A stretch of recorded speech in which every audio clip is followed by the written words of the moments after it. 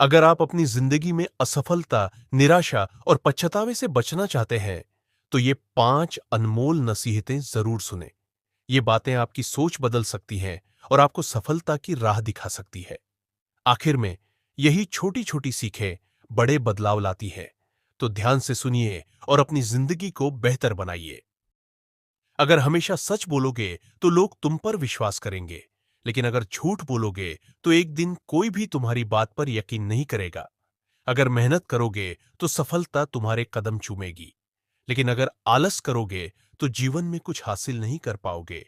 अगर धैर्य रखोगे तो हर मुश्किल आसान लगेगी, लेकिन अगर जल्दीबाजी करोगे तो नुकसान उठाओगे। अगर बड़ों का सम्मान करोगे तो लोग तुम्हें इज्जत देंगे, लेकिन अगर बदतमीजी करोगे तो लोग तुम्हें नापसंद करेंगे। अगर शुक्रगुजार रहोगे तो खुश रहोगे, लेकिन अगर हमेशा शिकायत करते रहोगे तो कभी खुशी नहीं मिलेगी।